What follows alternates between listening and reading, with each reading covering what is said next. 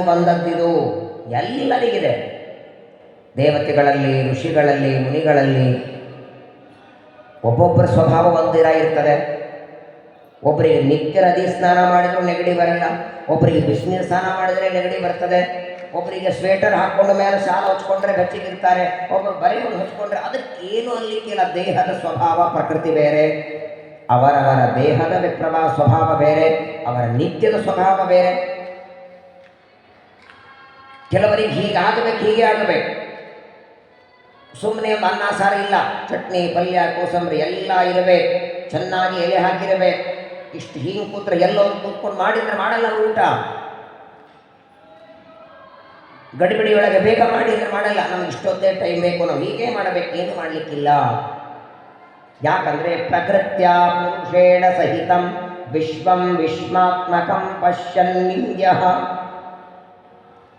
ಎಲ್ಲರಲ್ಲಿಯೂ ಕೂಡ ಒಂದಿಲ್ಲ ಒಂದು ಗುಣ, ಒಂದಿಲ್ಲ ಒಂದು ದೋಷ ಇದ್ದೇ ಇರ್ತದೆ. ಪ್ರಪಂಚದೊಳಗೆ ದೋಷ ಇಲ್ಲದೆ ಇದ್ದವರು ಯಾರಿಲ್ಲ, ಅದೊಬ್ಬನೇ ಲಕ್ಷ್ಮೀನಾರಾಯಣರೊಬ್ಬರೇ ಅತ್ಯಂತ ನಿರ್ದೋಷರು. ಅಂದ್ರೆ ಅವರಿಬ್ಬರೇ. ಎಲ್ಲರಲ್ಲಿ ದೋಷ ಉಂಟು, ಆದರೆ ದೋಷ ಎಣಿಸೋದು ಸರ್ವಥಾ ತಪ್ಪು. ವಾರಿ ವಸಂತೋ ಹಿ ಗುಣಾಂಶ ತೋಷಿಣಃ ಸುಮಧ್ವಿಜ ಹೇಳುತ್ತಲ್ಲ, ಹಾಗೆ ಮನುಷ್ಯ ತನ್ನ ಜೀವನವನ್ನು ಮಾಡಬೇಕು. ಏನಂದರೆ ಇದೊಂದು ಮಾತು ಹೇಳ್ತಾನೆ ಕೃಷ್ಣ, ಯಾವ ವ್ಯಕ್ತಿ ಯಾವಾಗಲೂ ಇನ್ನೊಬ್ಬರಲ್ಲಿರುವ ತಪ್ಪುಗಳನ್ನು, ಇನ್ನೊಬ್ಬರ ಸ್ವಭಾವವನ್ನು, ಇನ್ನೊಬ್ಬರನ್ನೇ ಹೊಗಳೋದು ಬೈಯೋದು ಮಾಡ್ತಾನೆ, ಅವನಿಗೆ ಸಂಸಾರದಿಂದ ಬಿಡುಗಡೆ ಇಲ್ಲ. ಯಾಕಂದರೆ ಇವನು ಮಾಡಬೇಕಾದ ಸಾಧನೆ ಮಾಡಿಲ್ಲ, ಸಂಸಾರದಿಂದ ಬಿಡುಗಡೆಯಾಗೋದಕ್ಕೇನು ಬೇಕು ಅದನ್ನು ಮಾಡಿಲ್ಲ, ಇನ್ನೂ ಹೆಚ್ಚಿಗೆ ಸಂಸಾರ ಬರೋದಕ್ಕೆ ಏನು ಬೇಕು ಅದನ್ನೇ ಮಾಡ್ಕೊಂಡಿದ್ದಾನೆ. ಕಿಂ ಭದ್ರಂ ಕಿಮಭದ್ರಂ ವಾ ದ್ವೈತಸ್ಯ ಆತ್ಮನ ಕಿಯದ ವಾಚೋ ವಿರಿತಂ ತತ್ತನ್ ಮನಸಾಧ್ಯಾತ್ಮೇವ ಚ. ನನಗೆ ಒಳ್ಳೆಯದು ಯಾವುದು, ನನಗೆ ಕೆಟ್ಟ ಯಾವ ಏನಾಗುತ್ತೆ ನೋಡಿ. ಸಾಮಾನ್ಯವಾಗಿ ನನಗೆ ಯಾವುದು ಒಳ್ಳೆಯದು, ಯಾವುದರಿಂದ ನನಗೆ ಹಿತವಾಗತ್ತೆ ಅಂತ ತಿಳಿಯೋದ್ರೊಳಗೆ 60 ವರ್ಷ ಮುಗಿದೋಗಿರ್ತದೆ. ಅನುಷ್ಠಾನ ಮಾಡೋದು ಯಾವಾಗ ಹೇಳಿ? ನೈಮಿಷಾರಣ್ಯಕ್ಕೆ ಬಂದು ಇಲ್ಲಿನ ಥಂಡಿ ಗಿಂಡಿ, ಇಲ್ಲಿನ ವಾತಾವರಣಕ್ಕೆ ಸೆಟ್ಲಾಗಲಿಕ್ಕೆ ಇವತ್ತು 5-6 ದಿನ ಆಯ್ತು, ಇನ್ನೂ ಸೆಟ್ಲಾಗಿರುತ್ತೆ, ನಾಳೆ ಹೊಂಡೋದೇ ಇರಲಿಲ್ಲ. ಹಾಗೆ ನಮ್ಮ ಜೀವನವೇ ಒಂದು 60-70 ವರ್ಷ. ನಾವು ಎದಕ್ಕೆ ಭೂಮಿಗೆ ಬಂದಿದ್ದೇವೆ, ಮಾನವರಾಗಿ ಹುಟ್ಟಿದ್ದೇವೆ ಅಂತ ನಾವು ಅರ್ಥ ಮಾಡ್ಕೊಳ್ಳೋದು ಹೊತ್ತಿಗೇನೆ 50-60 ಆಗಿರ್ತದೆ. ಅದಾದ ಮೇಲೆ ಗೊತ್ತಾಗುತ್ತೆ. ಅದಾದಮೇಲೆ ಇನ್ನೇನು ಮಾಡಬೇಕು ಅಂತ ನಾವು ಶುರು ಮಾಡಬೇಕು, ಯಮದೂತರು ಬಂದು ಬಿಡ್ತಾರೆ. ತಲೆ ಮೇಲೆ ಬಿಳಿ ಕೂದಲಾಗತ್ತಲ್ಲ, ಅದು ಯಮದೇವರ ಮಿಸ್ಕಾಲ್ ಅಂತ. ಮೊದಲೊಂದು ಮಿಸ್ಕಾಲ್ ಕೊಡ್ತಾರೆ, ಎಲ್ಲ ಪ್ಯಾಕಿಂಗ್ ಆಯ್ತಾ ನೋಡಿ, ನಾಳೆ ಹೋಗೋದಿದ್ರೆ ಇವತ್ತು ಅಡ್ವಾನ್ಸ್ ಹೇಳ್ತಾರೋ ಇಲ್ಲೋ, ನಾಳೆ 2 ಗಂಟೆಗೆ ಹೋಗೋದಿದೆ, ರಾತ್ರಿನೇ ಪ್ಯಾಕಿಂಗ್ ಮಾಡಿ ಅಂತ. ಹಾಗೆ ಬಿಳಿ ಕೂದಲು ಯಮದೇವರ ಮಿಸ್ಕಾಲ್, ಆಯ್ತಪ್ಪ ಬರ್ತೇನೆ, ಕೆಲವು ಸ್ವಲ್ಪೇ ದಿನ ಬರ್ತೇನೆ ನಾನು ಮನೆಗೆ, ಎಲ್ಲ ರೆಡಿ ಮಾಡಿಟ್ಕೊಂಡಿರು, ಹೊರಡೋಣ ಅಂತೆ. ಹಾಗಾಗಿ ಸಂಸಾರದಿಂದ ಬಿಡುಗಡೆ ಯಾರಿಗಿಲ್ಲ. ಸಂಸಾರೋ ನಿತ್ಯತಾಪೋ. ಒಂದು ಪ್ರಶ್ನೆ ಕೇಳ್ತಾನೆ ಉದ್ಧವ, ಇದೇ ನಾವೆಲ್ಲ ನೀವು ಸಂಸಾರದಲ್ಲಿದ್ದೇವಲ್ಲ, ಈ ಸಂಸಾರ ದೇವರಿಗೆ ಅದನೋ ಇಲ್ಲೋ? ದೇವರಿಗೆ, ಬ್ರಹ್ಮದೇವರಿಗೆ, ವಾಯುದೇವರಿಗೆ ಸಂಸಾರ ಇಲ್ವಾ? ಏನು ನಮ್ಗಿಂತ ಹೆಚ್ಚಿರ್ಬೇಕು ಅವನಿಗೆ. ಒಬ್ಬ ಹೆಂಡತಿಯನ್ನು ಮಾಡಿಕೊಂಡು ನಾವು ಸಂಸಾರದಲ್ಲಿದ್ದೇವೆ, ಅವನಂತೂ 16,108 ಜನ ಮಾಡ್ಕೊಂಡಿದ್ದಾನೆ. ಹಾಗಾದರೆ ನಾವೆಲ್ಲರೂ ಸಂಸಾರದಲ್ಲಿ ಒದ್ದಾಡುವಂತೆ ದೇವರು ಸಂಸಾರದಲ್ಲಿ ಇರ್ತಾನೋ ಇಲ್ಲೋ? ಬ್ರಹ್ಮದೇವರಿಗೆ ಸಂಸಾರ ಉಂಟೋ ಇಲ್ಲೋ? ವಾಯುದೇವರಿಗೆ ಹೆಂಡತಿ ಇದ್ದಾರೆ, ಅವರಿಗೂ ದೇವತೆಗಳಿಗೂ ಹೆಂಡತಿರಿದ್ದಾರೆ. ಹಾಗಾದರೆ ನಮ್ಮಂತೆ ಅವರು ಸಂಸಾರದಲ್ಲಿ ಇದ್ದಾರೆ. ಮತ್ತು ದೇವರಿಗೂ ನಮ್ಮಂತೆ ಸಂಸಾರ ಇದ್ದ ಮೇಲೆ ನಮ್ಮಂತೆ ಅವನು ಸಂಸಾರದ ಬಂಧನದಲ್ಲಿ ಸಿಲುಕು ಬಿದ್ದಿದ್ದಾನಂದ ಮೇಲೆ ನಮ್ಮ ಸಂಸಾರ ಬಿಡುಗಡೆ ಮಾಡುವಂತ. ಕೆಸರದಲ್ಲಿ ಬಿದ್ದವನನ್ನು ಎತ್ತು ಯಾರನ್ನ ಅನ್ನಬೇಕು? ಹೊರಗಿದ್ದವನನ್ನು. ಎತ್ತೋನು ನಮ್ಮನ್ನು ಕೆಸರದಾಗಿ ಬಿದ್ದಿದ್ದ ಅಂದರೆ ನಮ್ಮನ್ನೇನು ಎತ್ತಾನವನು? ನಮ್ಮನ್ನು ಎತ್ತೋದ್ರಾಗ ಅವನು ಕೆಸರದಾಗಿ ಬಿದ್ದಿರ್ತಾನೆ. ಸಂಸಾರವೆಂಬ ಕೆಸರಿನಲ್ಲಿ ಬಿದ್ದ ನಮ್ಮನ್ನು ಎತ್ತಬೇಕಾದರೆ ಎತ್ತುವ ಪರಮಾತ್ಮನಿಗೂ ಸಂಸಾರ ಉಂಟಾ ಅಂತ ಉದ್ಧವ ಕೇಳ್ತಾನೆ. ನೋಡು ಉದ್ಧವ, ಸಂಸಾರ ಶಬ್ದಕ್ಕೆ ಬರೇ ಮದುವೆ ಮಾಡಿಕೊಂಡು ಹೆಂಡತಿಯ ಜೊತೆಗೆ ಇರೋದು ಮಾತ್ರ ಸಂಸಾರವಲ್ಲ. ಮದುವೆ ಮಾಡಿಕೊಳ್ಳೋದು ಅಥವಾ ಸಂತಾನವನ್ನು ಪಡೆಯೋದು ಅಥವಾ ಲೌಕಿಕವಾಗಿ ಮಾಡಬೇಕು, ಇಷ್ಟು ಮಾತ್ರ ಸಂಸಾರ ಅಂತ ನೀನು ತಿಳ್ಕೊಂಡಿದ್ದೆ. ಎಷ್ಟೇ ಒತ್ತಡ ಇದ್ದರೂ ತನ್ನ ಹೆಂಡತಿ ಮಕ್ಕಳ ಜೊತೆಗೆ ಇದ್ದರೂ ಆ ವ್ಯಕ್ತಿ ಸಾಧನ ಮಾಡಿಕೊಳ್ಳುತ್ತಿದ್ದ ಅಂದರೆ ಅವನಿಗೆ ಸಂಸಾರದ ಬಾಧೆ ಇಲ್ಲ. ಬ್ರಹ್ಮದೇವರಿಗೆ, ವಾಯುದೇವರಿಗೆ ನಮ್ಮ ಹಾಗೆ ಲಿಂಗದೇಹ ಅವರಿಗೂ ಇದೆ. ಲಿಂಗದೇಹ ಯಾರ್ಯಾರಿಗೆ ಉಂಟೋ ಅವರೆಲ್ಲರಿಗೂ ಸಂಸಾರ ಇದೆ. ಆದರೆ ವಾಯುದೇವರ, ಬ್ರಹ್ಮದೇವರ ಲಿಂಗದೇಹ ದಗ್ಧ ಪಟ, ಸುಟ್ಟು ಬಟ್ಟೆ ಇದ್ದಂಗಿರ. ಒಂದು ಬಟ್ಟೆಯನ್ನು ಬೆಂಕಿಯಲ್ಲಿ ಸುಟ್ಟಿದರೆ ಏನು ಕೆಲಸಕ್ಕಿಲ್ಲ ನೋಡಿ. ಸುಟ್ಟು ಬಟ್ಟೆ ಉಡೋದಕ್ಕೆ ಬರೋದಿಲ್ಲ, ಕೈಯಲ್ಲಿ ಹಿಡಿದು ಬರಲಿ, ಮುಟ್ಟಿದ್ರೆ ಪುಡಿ ಪುಡಿ ಆಗತ್ತಲ್ಲ, ಹಾಗೆ ಅವರ ಲಿಂಗದೇಹ ಇಟ್ಟಿದ್ದಾನಷ್ಟೇ ದೇವರು. ಬ್ರಹ್ಮದೇವರ 100 ವರ್ಷ ಆದ ಮೇಲೆ ಲಿಂಗದೇಹ ಭಂಗವಾಗತ್ತೆ, ಎಲ್ಲರಿಗೂ ಮೋಕ್ಷವಾಗತ್ತೆ. ಆದರೆ ಬ್ರಹ್ಮದೇವರಿಗೆ, ವಾಯುದೇವರಿಗೆ, ದೇವತೆಗಳಿಗೂ ಸಂಸಾರದಲ್ಲಿ ಇದ್ದರೂ ಕೂಡ ಆ ದೇವತೆಗಳು ನಮ್ಮಂತೆ ದೇವರನ್ನು ಯಾವಾಗಲೂ ಮರೆಯೋರಲ್ಲ. ಸತ್ವೈಕ ತಾನಮತಯೋ ವಚಸಾಂ ಪ್ರವಾಹೈ. ಸತ್ವಗುಣ, ರಜೋಗುಣ, ತಮೋಗುಣ. ನಮ್ಮೆಲ್ಲ ಮನುಷ್ಯರಲ್ಲಿ ರಜೋಗುಣ 90%, ಸತ್ವಗುಣ 5, ತಮೋಗುಣ 5. 5 ಸತ್ವ, 5 ತಮ, 90 ರಜೋ. ಇದು ಮನುಷ್ಯರ ಸ್ವಭಾವ. 99 ಸತ್ವ, 1 ಮಾತ್ರ ರಜೋಗುಣ ದೇವತೆಗಳದು. 100ಕ್ಕೆ 100ರಷ್ಟು ತಮೋಗುಣ ದೈತ್ಯರಲ್ಲಿ. ಅನ್ನೋದಕ್ಕಾಗಿಯೇ ದೇವತೆಗಳು ತಪ್ಪು ಮಾಡುವುದು ಕೆಲವೇ ನಿಮಿಷ, ಕೆಲವುಗಳು ಮಾತ್ರ. ಅದನ್ನು ನಾವೆಲ್ಲ ಅಸುರಾವೇಶ ಅಸುರಾವೇಶ ಅಂತೇವೆ. ಯಾವುದೇ ದೇವತೆಗಳು ದೇವರ ಬಗ್ಗೆ ತಪ್ಪು ತಿಳ್ಕೊಂಡ್ರು, ಏನೇ ಮಾಡಿದರೂ ಕೆಲವು ಹೊತ್ತು ಮಾತ್ರ ಮತ್ತೆ ಅವರ ಅಸುರಾವೇಶ ಹೋಗುತ್ತೆ, ದೇವರ ಅನುಗ್ರಹವಾಗತ್ತೆ. ಮನುಷ್ಯರದ ಹಾಗಲ್ಲ. ಈಗ ಮಾಡ್ತಾನೆ, ಬೇಸರ ಬರ್ತದೆ, ಮತ್ತೆ ಮಾಡ್ತಾನೆ, ಮತ್ತೆ ತಪ್ಪು ತಿಳಿತಾನೆ. ಯಾಕಂದರೆ ರಜೋಗುಣ ಪ್ರಧಾನವಾದದ್ದು ಮನುಷ್ಯರಲ್ಲಿ. ಯಾವಾಗಲೂ ಸಿಟ್ಟು ದ್ವೇಷ ದೈತ್ಯರಲ್ಲಿ. ಈಗ ನೋಡಿ, ಒಬ್ಬ ದೈತ್ಯ ಇದ್ದಾನೆ, ದುಷ್ಟ ಇದ್ದಾನೆ. ಅವನೊಂದು ಒಳ್ಳೆಯ ಕೆಲಸ ಮಾಡಿದ. ಆ ಒಳ್ಳೆಯ ಕೆಲಸಕ್ಕೆ ಬೆಲೆ ಅದನ್ನು ಇಲ್ಲೋ? ಒಬ್ಬ ದುಷ್ಟ ದೈತ್ಯ ಇದ್ದಾನೆ, ಮಹಾ ದುಷ್ಟ ಪಾಪಿಷ್ಟ. ಒಂದು ದಿನ ವಿಷ್ಣು ಸಹಸ್ರನಾಮ ಪಾರಾಯಣ ಮಾಡಿದ ಅಂತ ಇಟ್ಕೊಳ್ಳಿ. ಅವನು ಮಾಡಿದ ಪಾರಾಯಣಕ್ಕೆ ದೇವರು ಪುಣ್ಯ ಕೊಡಬೇಕೋ ಬೇಡ ಅವನಿಗೆ?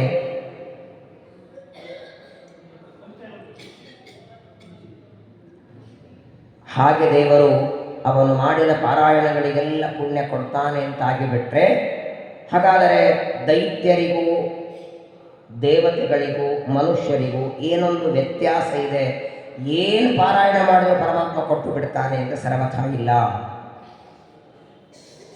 ಯಾಕಂತ ಕೇಳಿ, ಶ್ರೀಮದಾಚಾರ್ಯ ಬ್ರಹ್ಮಸೂತ್ರ ಭಾಷೆಯಲ್ಲಿ ಒಂದು ಮಾತು ಹೇಳ್ತಾರೆ, ಅಪರೋಕ್ಷ ಜ್ಞಾನ ಮಾಡಿಕೊಂಡ್ರೆ ಮೋಕ್ಷ ಆಗತ್ತೆ. ಅಪರೋಕ್ಷ ಜ್ಞಾನ ಅಂದ್ರೇನು? ಪ್ರತ್ಯಕ್ಷವಾಗಿ ದೇವರನ್ನ ನೋಡೋದು ಅಲ್ವಾ. ಪರೋಕ್ಷ ಅಂದರೆ ದೂರದಲ್ಲಿದ್ದದ್ದು, ಅಪರೋಕ್ಷ ಅಂದರೆ ಕಣ್ಣೆದುರಿಗೆ ಕಾಣೋದು. ಪ್ರತ್ಯಕ್ಷವಾಗಿ ದೇವರ ದರ್ಶನ ಇದು ಮೋಕ್ಷಕ್ಕೆ ಕಾರಣ. ಅಂದರೆ ದುರ್ಯೋಧನ ಕೃಷ್ಣನನ್ನ ಎಷ್ಟು ಸಲ ನೋಡಿಲ್ಲ? ಜರಾಸಂಧ ಕೃಷ್ಣನನ್ನ ನೋಡಿಲ್ವಾ? ಶಿಶುಪಾಲ ದಂತಭಕ್ತರು ನೋಡಿಲ್ವಾ? ಅವರಿಗೆಲ್ಲ ಮೋಕ್ಷ ಆಗಿದೆಯಾ? ಇನ್ನು ನಮಗಿಂತ ಹೆಚ್ಚು ನೋಡೋರವರು. ಪರಮಾತ್ಮನನ್ನ ಕಂಸನೂ ನೋಡಿದ್ದಾನೆ, ಜರಾಸಂಧನೂ ನೋಡಿದ್ದಾನೆ. ಅದಕ್ಕೆ ಆಚಾರ್ಯರಲ್ಲೇ ಬರೀತಾರೆ, ಇದೆಲ್ಲ ಬಾಹ್ಯ ದರ್ಶನ, ಬಿಂಬ ದರ್ಶನ ಅಲ್ಲ. ಸರಿ, ಬಾಹ್ಯ ದರ್ಶನ ಮಾಡಿಕೊಂಡ್ರೂ ಕೂಡ ಪುಣ್ಯ ಬರಬೇಕಾಗಿತ್ತಲ್ಲ ಅವರಿಗೆ. ಬಿಂಬ ದರ್ಶನ ಮಾಡಿಕೊಂಡಿಲ್ಲ, ಬೇಡ. ಕೃಷ್ಣ ಪರಮಾತ್ಮನ ದರ್ಶನ ಮಾಡಿಕೊಂಡದ್ದಕ್ಕಾದರೂ ಪುಣ್ಯ ಬರಬೇಕಾಗಿತ್ತಲ್ಲ, ಅದು ಅವರಿಗೆ ಬರಲಿಲ್ಲ. ಯಾಕೆ ಬರಲಿಲ್ಲ ಅಂದರೆ, ಇವನು ಅನಂತಗುಣ ಪರಿಪೂರ್ಣನಾದ ಪರಮಾತ್ಮ ಅನ್ನುವ ಜ್ಞಾನ ಇಲ್ಲ ಅವರಿಗೆ. ಯಾವಾಗ ದೇವರನ್ನ ನೋಡಿದ್ರು ಕೆಟ್ಟ ಭಾವನೆಯಿಂದಲೇ ನೋಡೋರವರು. ಕೃಷ್ಣನನ್ನ ಕಟ್ಟಿ ಹಾಕಬೇಕು ಅಂತ ಅಪೇಕ್ಷೆ ಬಂತು ದುರ್ಯೋಧನನಿಗೆ. ಸಂಧಾನಕ್ಕಾಗಿ ಕೃಷ್ಣ ಬರ್ತಿದ್ನಲ್ಲ, ಕೃಷ್ಣನನ್ನ ಕಟ್ಟಬೇಕು ಅಂದ್ರೆ ಆ ಭಾವನೆ ಎಂದು ಪಾಂಡವರಿಗೆ ಬರಲಿಲ್ಲ. ಒಬ್ಬ ಭಕ್ತನಿಗೂ ಒಬ್ಬ ದೈತ್ಯನಿಗೂ ದುಷ್ಟನಿಗೂ ಇರುವ ವ್ಯತ್ಯಾಸ ಇದು. ಮೇಲ್ನೋಟಕ್ಕೆ ಒಳ್ಳೆಯದನ್ನು ಮಾಡ್ತಾನೆ. ಶ್ರೀಕೃಷ್ಣ ದ್ವಾರಕೆಯಿಂದ ಹಸ್ತಿನಾವತಿಗೆ ಸಂಧಾನಕ್ಕೆ ಬಂದಿದ್ದ.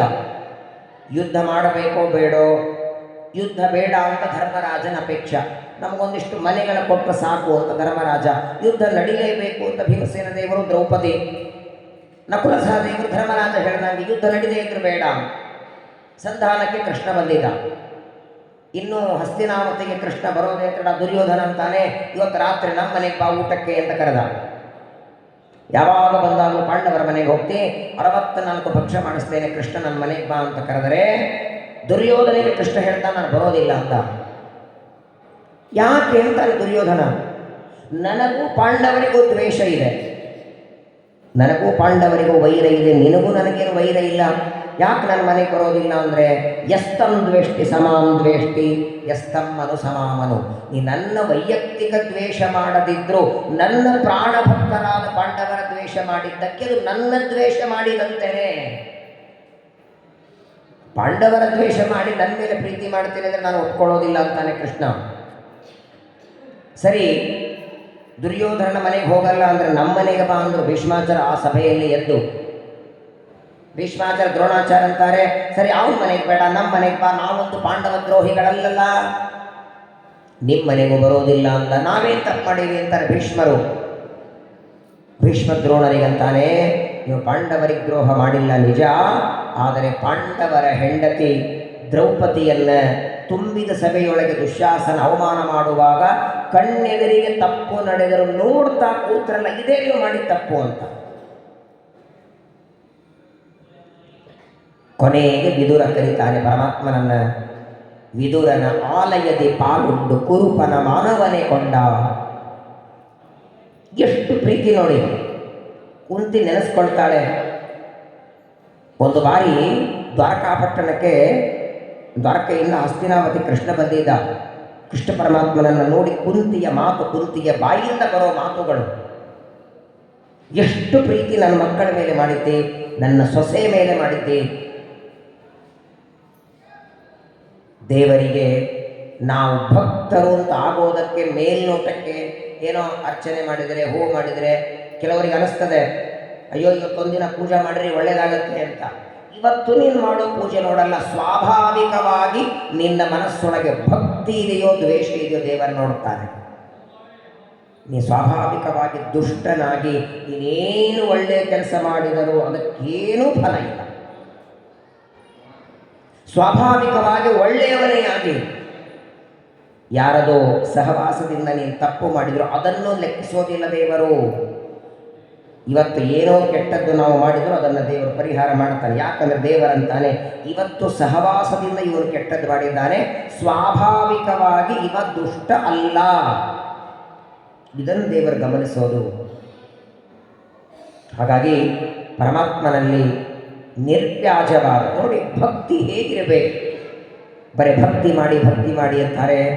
ವಾಯುಸ್ತುತಿಯಲ್ಲಿ ಶ್ರೀಮದ್ ಆನಂದ ತೀರ್ಥ ಭಗವತ್ಪಾದರನ್ನ ತ್ರಿವಿಕ್ರಮ ಪಂಡಿತತ್ತಾರೆ, ಗೋವಿಂದೇ ದೇಹಿ ಭಕ್ತಿಂ ಭವತಿ ಚ ಭಗವನ್ ಊರ್ಜಿತಾಂ ನಿರ್ನಿಮಿತ್ತಾಂ ನಿರ್ವ್ಯಾಜಾಂ ನಿಶ್ಚಲಾಂ ಸದ್ಗುಣಗಣ ಬೃಹತೀಂ ಶಾಶ್ವತೀಮಾಶುದೇವ.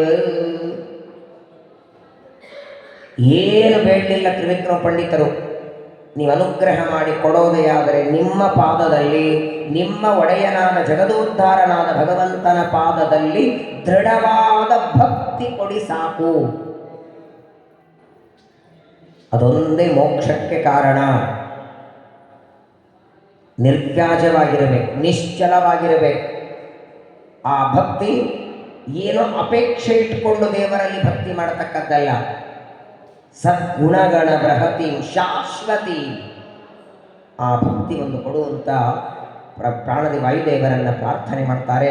ಹಾಗೆ ಯಾರು ನನ್ನಲ್ಲಿ ಭಕ್ತಿಯನ್ನು ಮಾಡ್ತಾ, ನಾನು ಕೊಟ್ಟದ್ರಲ್ಲಿ ಜೀವನವನ್ನು ಮಾಡ್ತಾ, ತಾನು ಮಾಡುವ ಕರ್ಮಗಳನ್ನು ಇನ್ನೊಬ್ಬರ ಮುಂದೆ ಹೇಳಿಕೊಳ್ಳೋದಿಲ್ಲ. ಬೇಕಾದಷ್ಟು ದಾನ ಧರ್ಮ ಮಾಡಲಿ, ಬೇಕಾದಷ್ಟು ಪರೋಪಕಾರ ಮಾಡಲಿ, ನಿನ್ನೊಳಗಿರಲಿ, ಅದು ದೇವರು ಪ್ರೀತನಾಗಲಿ ಅಂತ ಮಾಡು. ನಾನು ಮಾಡಿದ್ದನ್ನು ನೋಡಿ ನಾನು ಮೊನ್ನೆ ಅದನ್ನು ಕೊಟ್ಟೆ, ಅದನ್ನು ಕೊಟ್ಟೆ ಅಂತ ಹೇಳಬಾರದು. ಹೇಳೋದು ಯಾವ ರೀತಿ ಹೇಳಿರಬೇಕು, ಇನ್ನೊಬ್ಬ ವ್ಯಕ್ತಿಗೂ ದಾನ ಕೊಡಬೇಕು ಅಂತ ಅನಿಸ್ಬೇಕು, ಹಂಗೆ ಹೇಳಿ. ನಾನು ದಾನ ಕೊಟ್ಟೆ ಈ ರೀತಿ, ನೀವೆಲ್ಲರೂ ಕೂಡ ನಿಮಗೆ ಆದಾಗ ದಾನ ಕೊಡಿ ಅಂತ ಹೀಗೆ ಹೇಳಿ. ಅದನ್ನು ಬಿಟ್ಟು ಕೇವಲ ನಾನು ದಾನ ಕೊಟ್ಟದ್ದಕ್ಕೆ ಅದನ್ನು ಪ್ರಶಂಸೆ ಮಾಡಿದರೆ, ತಾನೇ ಅದರ ಬಗ್ಗೆ ಹೇಳ್ತಾ ಹೋದರೆ ದಾನದಿಂದ ಬರುವ ಅಲ್ಪ ಪುಣ್ಯನೂ ಪರಮಾತ್ಮ ಬರದೇ ಇದ್ದಂಗೆ ಮಾಡ್ತಾನೆ.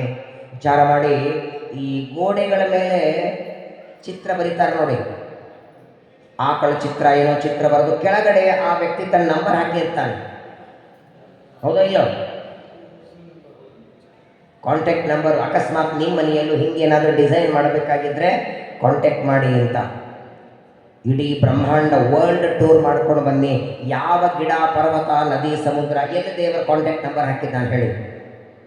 ಇಂತಹ ಮೇರು ಪರ್ವತ ನಾನೇ ಮಾಡಿದ್ದು, ನಿಮ್ಮ ಮನೆಯಾಗ ಒಂದು ಮೇರು ಪರ್ವತ ಬೇಕಾದ್ರೆ ಹೇಳ್ರಿ, ಮಾಡಿಕೊಡ್ತೇನೆ. ಉದಾರ ಮಾತರಾ ನಿತ್ಯಂ ಅನಿಂದ್ಯಂ ಸುಂದರೀಪತೆ ಅಂತ ಶ್ರೀಮದಾಚಾರ್ಯ. ಏನು ಔದಾರ್ಯ ದೇವರಲ್ಲಿ! ಗಿಡಗಳು, ಮರಗಳು, ಎಲೆ, ಹೂವು, ಹಣ್ಣು. ಒಂದು ಬಾರಿ ತಿರುಪತಿಗೆ ಹೋದರೆ ಆ ತಿರುಪತಿಯ ಬೆಟ್ಟದಲ್ಲಿರುವ ಗಿಡಗಳನ್ನೆಲ್ಲ ನೋಡಿ, ನಾವು ಒಂದು ಗಿಡವನ್ನು ನಮ್ಮ ಮನೆಗೆ ಹಚ್ಚಿ ಒಂದು ಮಾವಿನ ಮರ ಹಾಕಿ ಅದಕ್ಕೆ ಗೊಬ್ಬರ ಹಾಕಿ ನೀರು ಹಾಕಿ ಒಂದು 10 ವರ್ಷ ಆದ ಮೇಲೆ ಒಂದು ಕಾಯಿ ಬಿಟ್ಟರೆ, ಒಂದು 2-3 ಕಾಯಿ ಬಿಟ್ಟರೆ ನಿಮ್ಮ ಗೆಳತಿಗೋ ಯಾರಿಗೋ ಕೊಡಬೇಕಾದಾಗ ಎಷ್ಟು ಸಲ ಅದರ ಬಗ್ಗೆ ಹೇಳ್ತೀವಿ. ಅದನ್ನು ಕಾಯಿ ಕೊಡುವಾಗ ಇದು ಸಾಮಾನ್ಯ ಕಾಯಿ ಅಲ್ಲ, ನಾನೇ ಗಿಡ ಹಾಕಿದ್ದು, ನಾನೇ ಗೊಬ್ಬರ ಹಾಕಿದ್ದು, ನಾನೇ ನಿತ್ಯದಕ್ಕೆ ನೀರು ಹಾಕ್ತಿದ್ದೆ, ಇದನ್ನು ನೀವೇ ಚಟ್ನಿ ಮಾಡ್ಕೊಂಡು ತಿನ್ನಬೇಕು. ಒಂದು ಗಿಡ ನಿಮ್ಮ ಮನೆಯ ಅಂಗಳದಲ್ಲಿ ಹಚ್ಚಿ ನಾ ನೀರು ಹಾಕಿದೆ ಒಂದು 20 ಸಲ ಹೇಳ್ತೀವಿ. ಆ ತಿರುಪತಿಯ ಬೆಟ್ಟದ ಮೇಲಿರುವ ಸಾವಿರಾರು ಗಿಡಗಳಿಗೆ ನೀರು ನೀವು ಹಾಕಿದೀವೋ ನಾನು ಹೋಗಿದ್ನೋ ಅಲ್ಲಿ? ಕಟ್ಟೆಯನ್ನು ಕಟ್ಟಿ ನೀರು ಎರೆದವರು ಯಾರು? ಒಂದಿನ ಆದರೆ ಇದಕ್ಕೆ ನಾನು ನೀರು ಹಾಕಿದೆ, ನಾನು ಬೆಳೆಸಿದೆ ಅಂತ ದೇವರಂದನ. ಅತ್ಯಂತ ಔದಾರ್ಯ ಭಗವಂತನಿಗೆ. ಕೊನೆ ಈ ಜಗತ್ತು ದೇವರು ಮಾಡಿದ್ದು ಅಂತ ನೀನು ನೆನೆಸ್ಕೊಂಡ್ರೆ ಸಾಕು. ಯಾಕೆ ನೆನೆಸ್ಕೊಳ್ಳೋದು ಕೂಡ, ಈ ಅದ್ಭುತವಾದ ಪ್ರಪಂಚವನ್ನು ನೋಡಿದಾಗ ಇಷ್ಟು ಅದ್ಭುತವಾದ ವಿಶಾಲ ಪ್ರಪಂಚ ನನಗೋಸ್ಕರ ದೇವರು ಮಾಡಿಟ್ಟಿದ್ದಾನೆ. ಆ ನೆನಪು ನಮಗೆ ಪರಮಾತ್ಮನಲ್ಲಿ ಬಂದಾಗ ಇನ್ನೂ ಹೆಚ್ಚಿಗೆ ಭಕ್ತಿ ಬರ್ತದೆ. ಮಾಹಾತ್ಮ್ಯ ಜ್ಞಾನ ಪೂರ್ವಸ್ತು ಸುದೃಢ ಸರ್ವತೋಧಿಕ ಸ್ನೇಹ. ಸರಿಯಾಗಿ 8 ಗಂಟೆಗೆ ಫ್ಲೈಟಲ್ಲಿ ಕೂಡ್ತೀರಿ, ಟೇಕ್ ಆಫ್ ಆಗತ್ತೆ. 2 ಗಂಟೆಗೆ ಲಕ್ನೋವಲ್ಲಿ ಕೂತ್ರೆ 10:10ವರೆಗೆ ಬೆಂಗಳೂರಲ್ಲಿ ಇಳಿತೀವಿ. ಸರಿಯಾಗಿ ಫ್ಲೈಟು ಲ್ಯಾಂಡ್ ಆದರೆ ಥ್ಯಾಂಕ್ಸ್ ಹೇಳೋದು ಯಾರಿಗೆ? ಅವನ ತಲೆ ಆ ಟಾಯ್ಲೆಟಲ್ಲಿ ನಿಂತು ಅವನನ್ನು ಚೆನ್ನಾಗಿ ಬುದ್ಧಿ ಕೊಟ್ಟು ಸರಿಯಾಗಿ ಲ್ಯಾಂಡ್ ಮಾಡಿಸಿ ದೇವರಿಗೆ ಹೇಳ್ರಿ. ಟಾಯ್ಲೆಟ್ಟಿಗೆ ಹೇಳೋದಿದ್ರೆ 12ನೇ ತಾರೀಕು ಜೂನ್ ತಿಂಗಳಲ್ಲಿ ಯಾಕೆ ಹೇಳಿಲ್ಲ ಅಹಮದಾಬಾದಿಂದ ಹೋಗೋ ಫ್ಲೈಟಿಗೆ? ಅವಾಗ ಹೇಳಬೇಕಾಗಿತ್ತು ಪ್ರೈವೇಟಿಗೆ. ಮತ್ತೆ ನಾರಾಯಣ ವರ್ಮದಲ್ಲಿ ಹೇಳ್ತಾರೆ, ತ್ರಿವಿಕ್ರಮಖೇವತು ವಿಶ್ವರೂಪ. ಆಕಾಶದಲ್ಲಿ ನಾವು ಹಾರಾಡುವಾಗ ಅಲ್ಲಿ ಬರುವ ವಿಘ್ನಗಳನ್ನೆಲ್ಲ ತ್ರಿವಿಕ್ರಮ ರೂಪಿಯಾದ ಪರಮಾತ್ಮ ಅದನ್ನು ರಕ್ಷಣೆ ಮಾಡ್ತಾನೆ. ಅವನಿಗೂ ಥ್ಯಾಂಕ್ಸ್ ಹೇಳಿ ಬೇಡ ಅಂತಿಲ್ಲ, ಅದೊಂದು ದೊಡ್ಡ ವಿದ್ಯೆನೇ. ಸಾವಿರಾರು ಜನರನ್ನು ತನ್ನ ಹಿಂದೆ ಕರ್ಕೊಂಡು ಮೇಲೆ ಕರ್ಕೊಂಡು ಹೋಗ್ತಾನೆ, ಬಹಳ ದೊಡ್ಡದು. ಅವನಲ್ಲಿ ದೇವರ ಏನೋ ವಿಶೇಷ ಸನ್ನಿಧಾನ ಇದೆ. ಎಲ್ಲರಿಗೂ ಬರೋ ವಿದ್ಯೆ ಅಲ್ಲ ಅದು, ಪೈಲಟ್ ಆಗೋದು. ಅವನಿಗೂ ಥ್ಯಾಂಕ್ಸ್ ಹೇಳಿ. ಆದರೆ ಅವನೊಳಗೆ ಇದ್ದು ಅವನಿಗೆ ಒಳ್ಳೆಯ ಶಕ್ತಿ ಕೊಟ್ಟು, ಧೈರ್ಯ ಕೊಟ್ಟು, ಬುದ್ಧಿ ಕೊಟ್ಟು, ಸರಿಯಾಗಿ ಟೇಕಾಫ್ ಆಗಿ ಸರಿಯಾಗಿ ಲ್ಯಾಂಡ್ ಆಗುವಂತೆ ಅವನಿಗೆ ಪ್ರಚೋದನೆ ಮಾಡಿದ್ದೆಲ್ಲ ಸ್ವಾಮಿ. ಬೆಂಗಳೂರು ಲ್ಯಾಂಡ್ ಆದ ಕ್ಷಣ ಭಗವಂತ ನಿನಗೆ ಅನಂತ ನಮಸ್ಕಾರಗಳು. ಎಷ್ಟು ಕಾರುಣ್ಯ, ಏನೇನು ರೀತಿಯಿಂದ ಪರಮಾತ್ಮ ಅನುಗ್ರಹ ಮಾಡ್ತಾನೆ. ಇದೆಲ್ಲ ನಮ್ಮ ಪ್ರತಿನಿತ್ಯದ ಜೀವನದಲ್ಲಿ ಇದೇ ನೋಡಿ. ಸಂಸಾರದ ಬಿಡುಗಡೆಗೆ ಇದು ಕೀಲಿ ಕೈ ಇದ್ದ ಹಾಗೆ. ನಿರಂತರವಾಗಿ ಭಗವಂತನ ಉಪಕಾರದ ಸ್ಮರಣೆ, ನಿತ್ಯದಲ್ಲಿ ದೇವರ ಚಿಂತನ ಮಾಡುವ ಕರ್ಮಗಳೆಲ್ಲ ನೋಡಿ. ಒಂದು ಮಾತು ಹೇಳ್ತಾನೆ ಕೃಷ್ಣ, ಕೆಲವರಂತರ ಆಚಾರ್ಯ ನಿತ್ಯ ಶಾಲಿಗ್ರಾಮ ಪೂಜೆ ನಮ್ಮಿಂದ ಮಾಡಲಿಕ್ಕಾಗಲ್ಲ, ನಿತ್ಯ ನೈವೇದ್ಯ ಮಾಡಲಿಕ್ಕಾಗಲ್ಲ, ನಿತ್ಯ ವೈಶ್ವದೇವ ಆಗಲ್ಲ. ಹಾಗಾದ್ರೆ ದೇವರು ನಮ್ಮ ಮೇಲೆ ಅನುಗ್ರಹ ಮಾಡುತ್ತಾನೋ ಇಲ್ಲೋ? ಶಾಲಿಗ್ರಾಮ ಪೂಜೆ ನಿತ್ಯದಲ್ಲಿ ಮಾಡಲಿಕ್ಕಾಗೋದಿಲ್ಲ. ಹಾಗಾದರೆ ನಾವು ನಿತ್ಯದಲ್ಲಿ ಹಾಗೆ ಇದ್ದು ಬಿಡ್ತೀವಿ. ಏನು ಅಂದರೆ ಶ್ರೀಮದಾಚಾರ್ಯ ಹೇಳ್ತಾರೆ, ಮಾಡೋದಕ್ಕೆ ಪ್ರಯತ್ನ ಮಾಡಿ. ಅನಿವಾರ್ಯತೆ ಇದ್ದಾಗ ಒಂದು ದಿನ ದೇವರ ಪೂಜೆ ಬಿಟ್ಟರೆ ತಪ್ಪಲ್ಲ.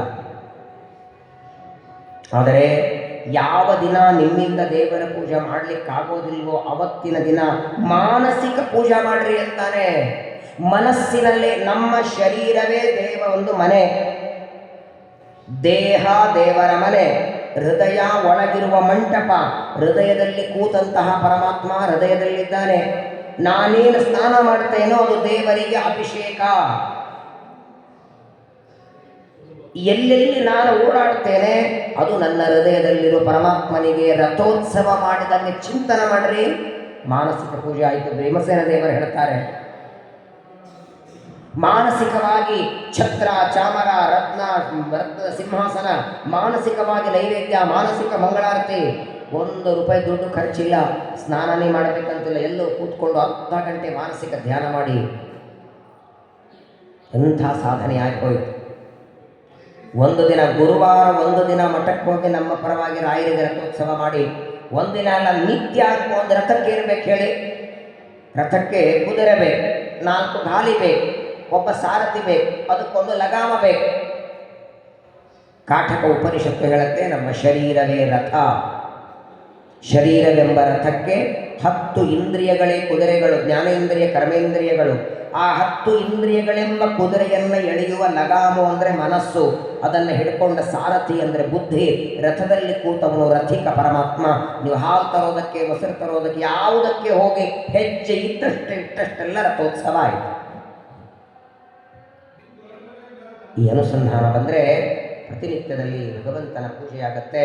ತಥಾಪಿ ಸಂಗಃ ಪರಿವರ್ತನೀಯೋ ಗುಣೇಶು ಮಾಯಾಚಿತೇಷು ತಾವತ್ ಬವೃತ್ತಿ ಯೋಗೇನ ದೃಢೇನ ಯಾಮಂ ರಜೋ ನಿರಸ್ಸೇನ ತಮಕ್ಕಷಾಯಂ. ಹೇಳ್ತಾನೆ ಪರಮಾತ್ಮ ಉದ್ಧವನಿಗೆ, ಸಾವಿರಾರು ವರ್ಷ ಅಯೋಗ್ಯರ ಮಧ್ಯದಲ್ಲಿ, ದುಷ್ಟರ ಮಧ್ಯದಲ್ಲಿ 100 ವರ್ಷ ಬದುಕುವುದಕ್ಕಿಂತ 1 ಸೆಕೆಂಡ್ ಬದುಕಿದ್ರೆ ಸಾಕು, ಸಜ್ಜನರ ಜೊತೆ ಬಾಳು ಅಂತಾನೆ.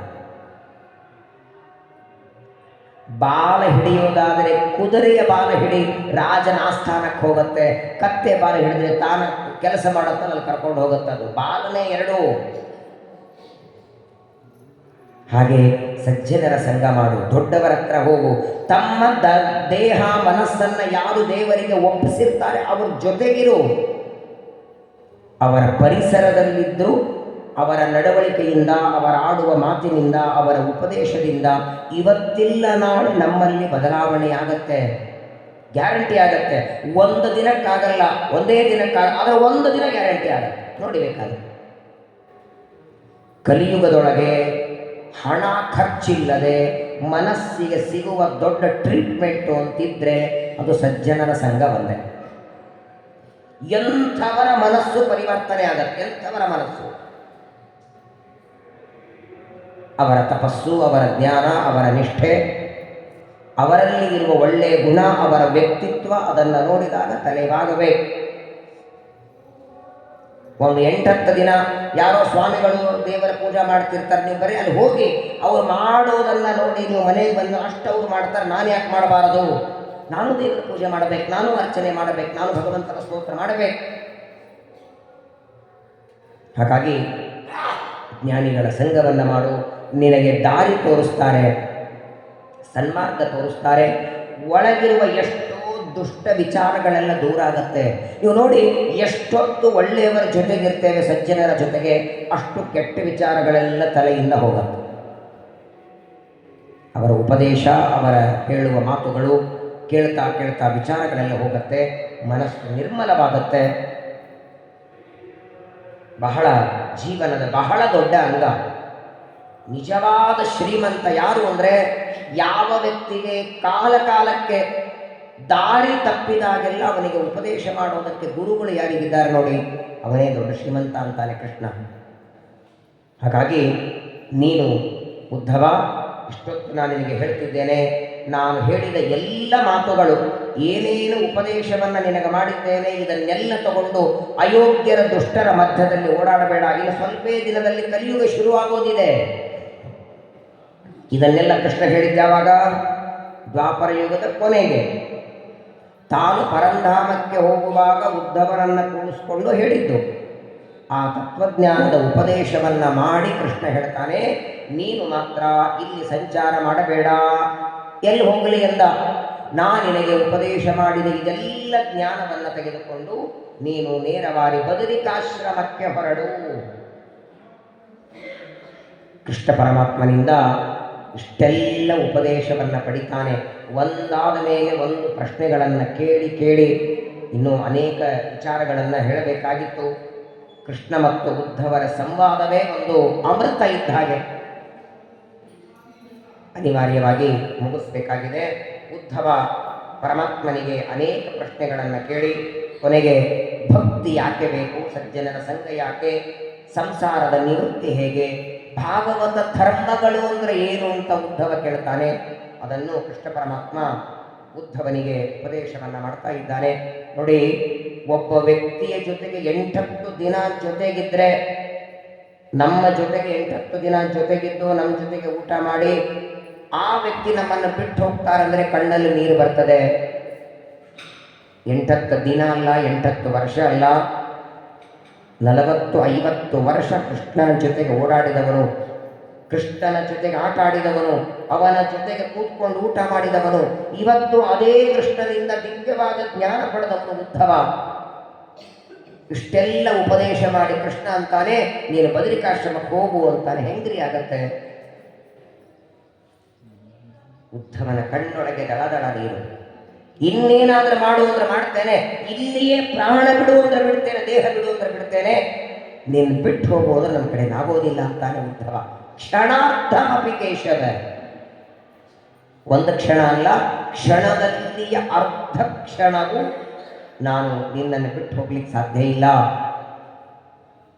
ಕೃಷ್ಣ ಅಂತಾನೆ, ಉದ್ಧವ ನೀ ನನ್ನನ್ನು ಬಿಟ್ಟು ಹೋಗ್ಲಿಕ್ಕೆ ಸಾಧ್ಯ ಇಲ್ಲ ಅಂದ್ರೆ ನಿನ್ನ ಜೊತೆಗೆ ನಾನು ಇರ್ಲಿಕ್ಕೆ ಸಾಧ್ಯ ಇಲ್ಲ ಅಂತಾನೆ. ಇಬ್ಬರದು ಅನಿವಾರ್ಯ. ನಾನು ಕೃಷ್ಣಾವತಾರ ಮುಗಿಸಿ ಪರಂಧಾಮಕ್ಕೆ ಹೋಗ್ಲೇಬೇಕು. ಎಲ್ಲಿವರೆಗೆ ನಾನು ಮನುಷ್ಯ ಲೋಕದಲ್ಲಿರ್ತೇನೆ ಅಲ್ಲಿವರೆಗೆ ಕಲಿಯುಗ ಪ್ರಾರಂಭ ಆಗೋದಿಲ್ಲ. ದ್ವಾಪರ ಯುಗ ಮುಗಿಬೇಕು, ಕಲಿಯುಗ ಪ್ರಾರಂಭವಾಗಬೇಕು, ಎಲ್ಲ ದುಷ್ಟರು ನೀಚರು ಬರಬೇಕು, ಇದೆಲ್ಲ ನಡಿಬೇಕು ಅಂದ್ರೆ ನಾನು ಪರಂಧಾಮಕ್ಕೆ ಹೋಗಬೇಕು. ನಾನು ಇಷ್ಟೊತ್ತು ನಿನಗೆ ಉಪದೇಶ ಮಾಡಿದ ಈ ಜ್ಞಾನ ವ್ಯರ್ಥ ಆಗಬಾರದು. ನೀನು ಬದರಿಕಾಶ್ರಮಕ್ಕೆ ಹೋಗು. ಯಾರು ಯಾತ್ರೆ ಮಾಡ್ತಾ ಮಾಡ್ತಾ ಬದರಿಗೆ ಬರ್ತಾರೆ, ಅಲ್ಲಿ ಬಂದ ಮೇಲೆ ಅವರಿಗೆ ನೀನು ಇದನ್ನ ಉಪದೇಶ ಮಾಡು. ಒಂದು ಪ್ರಶ್ನೆ ಕೇಳ್ತಾನೆ, ಅಲ್ಲ ಸ್ವಾಮಿ, ಇನ್ನು ಕೆಲವೇ ದಿನಗಳಲ್ಲಿ ಕಲಿಯುಗ ಪ್ರಾರಂಭವಾಗತ್ತೆ ಅಂದು ಕಲಿಯ ಬಾಧೆಯಿಂದ ನಾನು ಒದ್ದಾಡ್ತಾ ಇಲ್ಲೇ ಇರಬೇಕಾ? ನೀನು ಪರಂಧಾಮ ಮುಗಿಸಿ ಹೋಗ್ತೀನಿ, ನಿನ್ನ ಪರಂಧಾಮಕ್ಕೆ, ವೈಕುಂಠ ಲೋಕಕ್ಕೆ, ಮೋಕ್ಷಕ್ಕೆ ಹೋಗ್ತಿ, ನನ್ನನ್ನು ಮಾತ್ರ ಇಲ್ಲೇ ಬಿಟ್ಟು ಹೋಗ್ತಿದೆಯಲ್ಲ. ಕಲಿಯ ಬಾಧೆಯಿಂದ ನನಗೆ ತೊಂದರೆ ಆಗಲ್ವಾ? ನಾನು ಕಲಿಯ ಬಾಧೆಯಿಂದ ಹೇಗೆ ಒದ್ದಾಡಲಿ ಅಂದ್ರೆ ಅದಕ್ಕೆ ಕೃಷ್ಣ ಹೇಳ್ತಾನೆ, ಅದಕ್ಕೆ ನಿನ್ನನ್ನು ನಾನು ಕಳಿಸ್ತಾ ಇರೋದು ಬದರಿಕಾಶ್ರಮಕ್ಕೆ. ಯಾಕಂದ್ರೆ ನೋಡಿ, ಇಡೀ ಭೂಮಂಡಲದೊಳಗೆ ಅತ್ಯಂತ ಪಾಪಗಳು ಕಡಿಮೆ ಮಾಡುವ ಕ್ಷೇತ್ರ ಅಂದ್ರೆ ಬದರಿಕಾಶ್ರಮ. ಬದರಿಯಲ್ಲಿ ಪಾಪಕರ್ಮಗಳು ಹೆಚ್ಚಾಗೋದಿಲ್ಲ. ಯಾಕೆ ಆಗೋದಿಲ್ಲ ಅಂದ್ರೆ ಪಾಪಕರ್ಮ ಮಾಡುವ ಜನ ಅಲ್ಲಿ ಬಹಳ ದಿನ ಇರೋದೇ ಇಲ್ಲ. ಒಂದು ರಾತ್ರಿ ಒಂದು ಹಗಲು ತಿರುಗಿ ಬರಲೇಬೇಕು. ಹೌದು ಇಲ್ಲೋ? ಒಂದು ಹಗಲು ಒಂದು ರಾತ್ರಿ ನೀವು ಬರಬೇಕು, ಇರಲಿಲ್ಲ ಅಂದ್ರೆ ಬ್ರಹ್ಮ ಕಪಾಲದಲ್ಲಿ ಮಾಡೇ ಬರಬೇಕು. ಅದಕ್ಕೆ ಉದ್ಧವರನ್ನು ಅಲ್ಲಿ ಕಳಿಸಿದ್ದು. ಯಾರಲ್ಲಿ ಬಹಳ ದಿನ ಇರ್ಲಿಕ್ಕಾಗೋದಿಲ್ಲ ಅಲ್ಲಿಯ ಚಳಿಗೆ. ಹಾಗಾಗಿ ಪಾಪ ಮಾಡುವ ಪಾಪಿಷ್ಠರು ಬರೋದೇ ಇಲ್ಲ ಆ ಕ್ಷೇತ್ರಕ್ಕೆ. ಅಲ್ಲಿ ಬರೋರೆಲ್ಲ ಪುಣ್ಯವಂತರೇ. ಅಲ್ಲಿ ಬರೋರಿಗೆಲ್ಲ ನಾನು ಹೇಳಿದ ಉಪದೇಶವನ್ನ ಅವರಿಗೆಲ್ಲ ನೀನು ಪ್ರವಚನದ ಮೂಲಕ, ಪಾಠದ ಮೂಲಕ ಹೇಳಬೇಕು. ಇಷ್ಟು ಜ್ಞಾನವನ್ನು ಉದ್ಧವನನ್ನು ಕೂಡಿಸಿಕೊಂಡು ಕೃಷ್ಣ ಪರಮಾತ್ಮ ಉಪದೇಶ ಮಾಡಿದ್ದಾನೆ. ತಾನು ಕೇಳಿದ ಎಲ್ಲ ಪ್ರಶ್ನೆಗಳಿಗೆ ಆಮೇಲೆ ಹೇಳ್ತೇನೆ, ನೋಡ್ತೇನೆ, ಒಂದು ಮಾತಾಡಲಿಲ್ಲ ಕೃಷ್ಣ. ಇಷ್ಟೊತ್ತು ಜ್ಞಾನ ಉಪದೇಶ ಮಾಡಿದ ಪರಮಾತ್ಮನಿಗೆ ಏನು ಕೊಡಬೇಕು ಹೇಳಿ? ಏನಿದೆ ಉದ್ಧವನ ಹತ್ರ ಕೊಡೋದಕ್ಕೆ?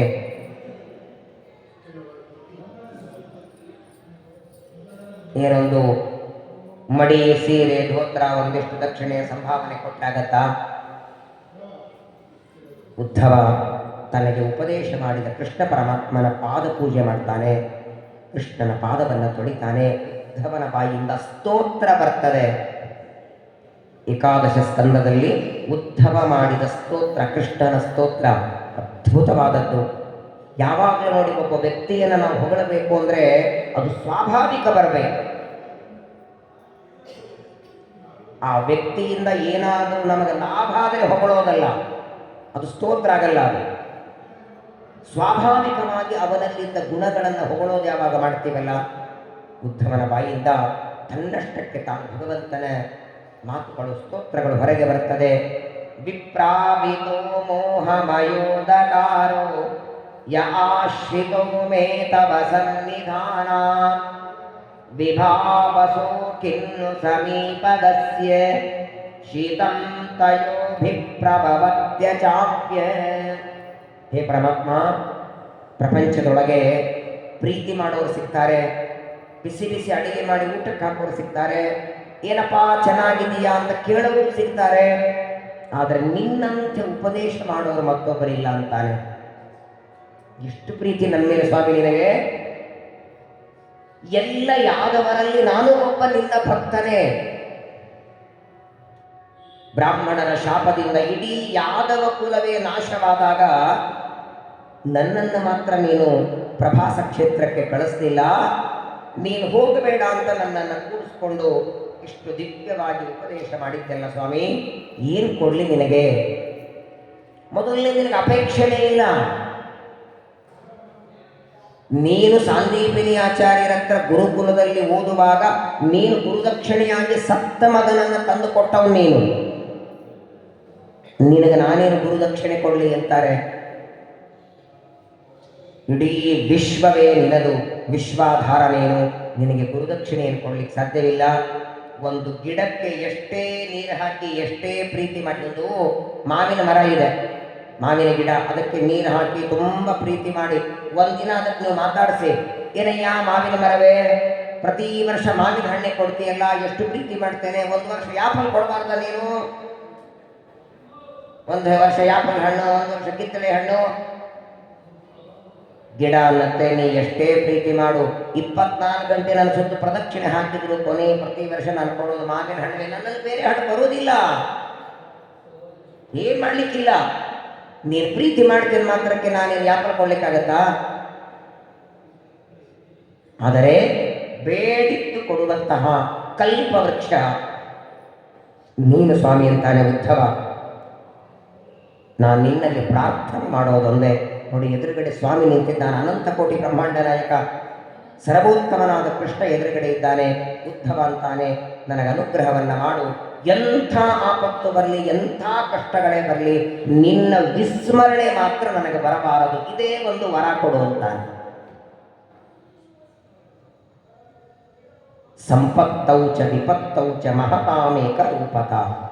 ಬೇಕಾದಾಗಲೇ ಇವತ್ತು ಅನ್ನ ಇಲ್ಲ ಅಂದರೆ ಪರವಾಗಿಲ್ಲ, ಊಟಕ್ಕೆ ಮಲಗೋದ ಹಾಸಿಗೆ ಇಲ್ಲ ಅಂದ್ರೆ ಬೇಡ, ಸ್ನಾನ ಬಿಸಿನೀರಿಲ್ಲ ಅಂದ್ರೆ ಪರವಾಗಿಲ್ಲ, ಏನೋ ಕಷ್ಟ ಬಂದರೂ ಸ್ನಾನ ಮಾಡ್ತೇನೆ, ಇವತ್ತು ನಿನ್ನ ಸ್ಮರಣೆ ಆಗಿಲ್ಲ, ಇಂಥ ಒಂದು ದಿನ ದೇವರ ಸ್ಮರಣೆ ಇಲ್ಲದೆ ನಾನು ಕಳದೆ ಅಂತ ಆಗಬಾರದು. ಕ್ಷಣ ಕ್ಷಣಕ್ಕೂ ನಿನ್ನ ನಾಮಸ್ಮರಣೆ, ನೀನು ಉಪದೇಶ ಮಾಡಿದ ಈ ಗ್ರಂಥಗಳನ್ನು ನಾನಿನ್ನೂ ಮೆಲುಕು ಹಾಕಬೇಕು, ನಾನು ಇನ್ನಷ್ಟು ಓದಬೇಕು, ಇನ್ನೊಬ್ಬರಿಗೂ ಅದನ್ನು ಉಪದೇಶ ಮಾಡಬೇಕು.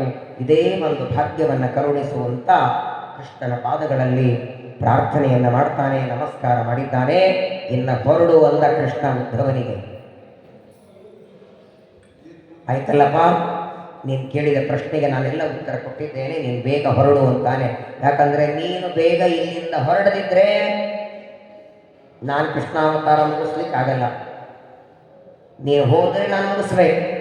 ನೀನಿಲ್ಲಿಂದ ಹೋಗುದಿದ್ರೆ ಕೃಷ್ಣಾವತಾರ ಮುಗಿಯಲ್ಲ. ಕೃಷ್ಣಾವತಾರ ಪರ ಸಮಾಪ್ತಿ ಆಗಲಿಲ್ಲ ಅಂದರೆ ದ್ವಾದಶ ಸ್ಕಂದ ಪ್ರವಚನ ಇಲ್ಲ, ದ್ವಾದಶ ಸ್ಕಂದ ಇಲ್ಲ ಅಂದರೆ ಮಂಗಳಿಲ್ಲ, ಮಂಗಳಿಲ್ಲ ಅಂದರೆ ನಾವು ಹೋಲಿಕ್ಕಾಗಲ್ಲ. ನಾವು ಹೋಗಲಿ ಬಿಡಲಿ, ಫ್ಲೈಟ್ ಹತ್ತು 8 ಗಂಟೆಗೆ ಹೋಗುತ್ತದು. ಇವರೆಲ್ಲರ ಸಲುವಾಗಾದರೂ ನೀನು ಹೊರಡು ಅಂತಾನೆ ಕೃಷ್ಣ. ಇವರೆಲ್ಲ ತಮ್ಮ ಊರಿಗೆ ನಾಳೆ ಹೋಗ್ಬೇಕಲ್ಲ ಬೆಂಗಳೂರಿಗೆ, ನೀನು ಇವತ್ತೇ ಇಲ್ಲಿಂದ ಹೊರಡು, ಬದರಿಕಾಶ್ರಮಕ್ಕೆ ಪ್ರಯಾಣ ಮಾಡುವಂತಾನೆ. ಕಣ್ಣಲ್ಲಿ ನೀರು ಬರ್ತಾ ಇದೆ. ಉದ್ಧವನಿಗೆ ತಡಿಲಿಕ್ಕಾಗ್ತಿಲ್ಲ. ಎಷ್ಟು ದುಃಖ ಆಗಿರ್ಬೇಕು ಹೇಳಿ. ಬಹಳ ಪ್ರೀತಿ ಮಾಡುವ ವ್ಯಕ್ತಿ ನಮ್ಮನ್ನ ಹೆಚ್ಚು ಪ್ರೀತಿ ಮಾಡುವ, ಅಥವಾ ನಾವು ಯಾರನ್ನು ಪ್ರೀತಿ ಮಾಡ್ತೇವೆ ಆ ವ್ಯಕ್ತಿಯನ್ನು ಬಿಟ್ಟು ಅರ್ಧ ಗಂಟೆ 1 ಗಂಟೆ ದೂರ ಇರ್ಲಿಕ್ಕೆ ಸಾಧ್ಯ ಇಲ್ಲ. ನಿಮ್ಮ ಮಕ್ಕಳ ಮೇಲೆ ನೀವೆಲ್ಲ ಪ್ರೀತಿ ಮಾಡ್ತೀರ ಅನ್ನೋದಕ್ಕಾಗಿ ಈ 7 ದಿನದಲ್ಲಿ ಪ್ರತಿನಿತ್ಯ ಫೋನಲ್ಲಿ ಮಾತಾಡ್ತೀರಲ್ಲ, ಇಲ್ಲಿನ ಕಾರ್ಯಕ್ರಮ ಏನಾಯಿತು ಹೇಳ್ತೀರಿ, ನೀವು ಹೇಗಿದ್ದೀರಿ ಹೇಳ್ತೀರಿ. ಸಾಕು, ನಿಮ್ಮ ಮಕ್ಕಳ ಮುಖ ನೀವು ನೋಡ್ತೀರಿ, ನಿಮ್ಮ ಮುಖ ಅವರು ನೋಡ್ತಾರೆ. ಏನೋ ಒಂದು ಕರೆಕ್ಟ್ ಇದೆ ಇಲ್ಲಿ, ಅಲ್ಲೇನಿದೆ, ಫೋನ್ ಇದೆಯಾ, ನಂಬರ್ ಇದೆ, ಏನಿದೆ, ಪ್ರಯಾಣ ಮಾಡುವಂತಾನೆ. ಉದ್ಧವನ ಕಣ್ಣಗೆ ನೀರು ನಿಂತಾ ಇಲ್ಲ, ಹೋಗೋದಕ್ಕೆ ಮನಸ್ಸು ಬರ್ತಿಲ್ಲ. ಪದೇ ಪದೇ ನಮಸ್ಕಾರ ಮಾಡ್ತಾನೆ. ಕೃಷ್ಣ ತಲೆ ಮೇಲೆ ಕೈ ಇಟ್ಟಿದ್ದಾನೆ. ಹೊರಡು ಇಲ್ಲಿಂದ ಅಂತ ಹೇಳ್ತಾನೆ. ದೇವರನ್ನ ಪ್ರಾರ್ಥನೆ ಮಾಡಿ ಇಷ್ಟೊತ್ತು ಭಗವಂತ ಕೊಟ್ಟಂತಹ ದಿವ್ಯವಾದ ಆ ತತ್ವಜ್ಞಾನದ ತಲೆಯಲ್ಲಿ ತುಂಬಿಕೊಂಡಿದ್ದಾನೆ. ಎಲ್ಲ ಡಿಲೀಟ್ ಆಗಬಹುದು, ತಲೆಯಲ್ಲಿ ತುಂಬಿದ್ದು ಹೋಗಲ್ಲ. ಮತ್ತೆ ಹಸಿವೆಯಾಗಿ ಹೊಟ್ಟೆ ಖಾಲಿಯಾಗಬಹುದು, ತಲೆಯಲ್ಲಿ ಹಾಕಿದ ಜ್ಞಾನ ಗಟ್ಟಿ ಉಳಿತದೆ. ಪರಮಾತ್ಮನಿಗೆ ನಮಸ್ಕಾರ ಮಾಡಿ ದ್ವಾರಕಾ ಪಟ್ಟಣದಿಂದ ಹೊರಟಿದ್ದಾನೆ ಉದ್ಧವ. ಒಂದೊಂದು ತೀರ್ಥಗಳಲ್ಲಿ ಸ್ನಾನ ಮಾಡ್ತಾ ಯಮುನಾ ನದಿಗೆ ಬಂದ. ಅಲ್ಲಿ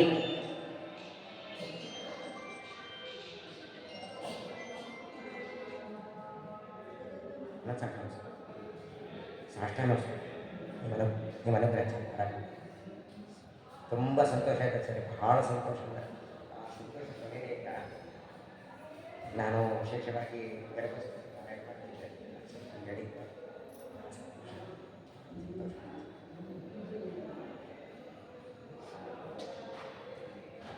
ಖಂಡಿತ ಖಂಡಿತ.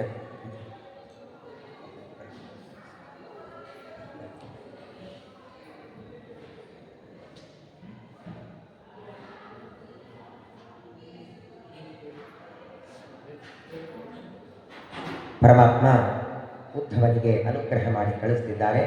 ಉದ್ಧವ ಬದರಿಕಾಶ್ರಮಕ್ಕೆ ಹೊರಟಿದ್ದಾನೆ. ಮಧ್ಯದಲ್ಲಿ ದ್ವಾರಕೆಯಿಂದ ಬಿಟ್ಟು ಒಂದೊಂದು ಕ್ಷೇತ್ರಗಳಲ್ಲಿ ಸ್ನಾನ ಮಾಡ್ತಾ ಹೋಗ್ತಿದ್ದ. ಮಧ್ಯದಲ್ಲಿ ಮಥುರೆಗೆ ಬರ್ತಾನೆ.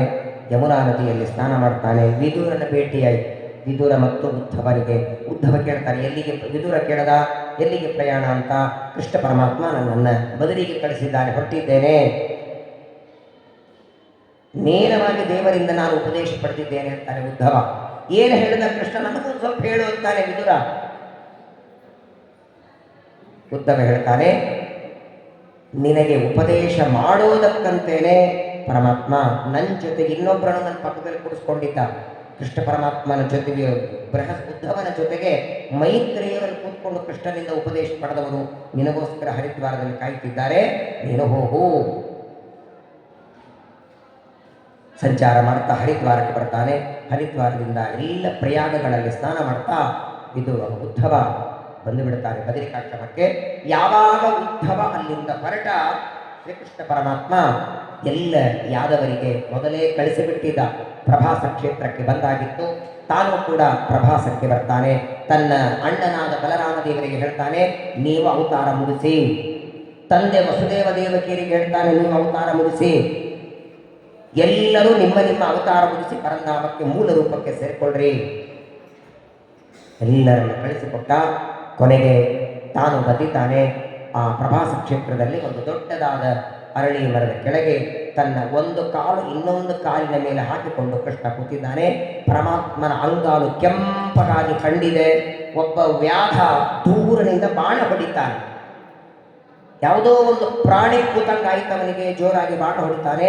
ಕೃಷ್ಣನ ಪಾದಕ್ಕೆ ಬಾಣ ತಾಕಿದೆ. ಆ ಬಾಣನು ಬೇರೆ ಯಾವುದಲ್ಲ, ಮತ್ತೆ ಅದೇನು ಬ್ರಾಹ್ಮಣರ ಶಾಪದಿಂದ ವನಿಕೆ ಬಂದಿತ್ತಲ್ಲ, ಅದನ್ನು ಕುಟ್ಟಿ ಪುಡಿ ಮಾಡಿದ್ರು. ಆ ವನಿಕೆಯ ಮುಂದಿನ ಕಬ್ಬಿಣದ ಬಳಿ ಇತ್ತಲ್ಲ, ಆ ಕಬ್ಬಿಣದ ಬಳಿ ಅದೇ ಒಂದು ಚೂಪ ಬಾಣ ಮಾಡಿದ್ದ. ಆ ಬಾಣು ಕೃಷ್ಣನಿಗೆ ತಾಕತ್ತೆ. ಬಂದು ಪ್ರಾರ್ಥನೆ ಮಾಡಿಕೊಡ್ತಾನೆ. ತಪ್ಪಾಯಿತು ಅಂತಾನೆ. ಒಳ್ಳೆಯದೇ ಮಾಡಿದೆ ಅಂದ ದೇವರು. ಪರಮಾತ್ಮನಿಗೆ ನಮ್ಮಂತೆ ಮರಣ ಇಲ್ಲ. ಅವನ ಶರೀರ ಪ್ರಾಕೃತ ಅಲ್ಲ. ದೇವರು ದೇವಕಿಯ ಗರ್ಭದಿಂದ ಬಂದ, ವೈಕುಂಠದಿಂದ ಗರ್ಭದಲ್ಲಿ ಪ್ರವೇಶ ಮಾಡಿ ಬಂದಿದ್ದಾನೆ ಹೊರತು ನಮ್ಮಂತೆ ರಕ್ತ ಮಾಂಸದ ಶರೀರ ದೇವರದಲ್ಲ. ಎಲ್ಲ ಯಾದವರಿಗೆ ಅನುಗ್ರಹವನ್ನು ಮಾಡಿ ಹೇಗೆ ಮೂಲ ರೂಪದಿಂದ ಪರಮಾತ್ಮ ಬಂದಿದ್ದ, ಅದೇ ಮೂಲ ರೂಪದಿಂದ ಕೃಷ್ಣ ತನ್ನ ಪರಂಧಾಮಕ್ಕೆ ಹೋಗಬೇಕು.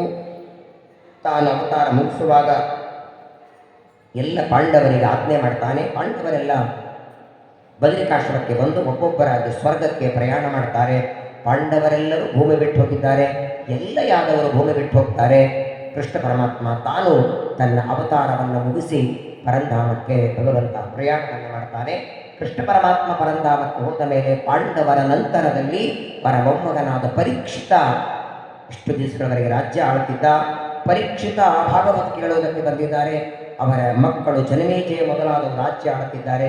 ಆ ಪರೀಕ್ಷಿತನಿಗೆ ಏಕಾದಶ ಸ್ಕಂದದ ಉಪದೇಶವನ್ನು ಮಾಡಿ ಕೊನೆಯದಾದ ದ್ವಾದಶ ಸ್ಕಂದ ಭಾಗವತದಲ್ಲಿ ಬರುವ 12ನೇ ಸ್ಕಂದ, ಅದನ್ನು ಜ್ಞಾನಿಗಳಾದ ಶುಕಾಚಾರ್ಯರು ಪರೀಕ್ಷಿತ ರಾಜನಿಗೆ ಉಪದೇಶ ಮಾಡ್ತಾರೆ.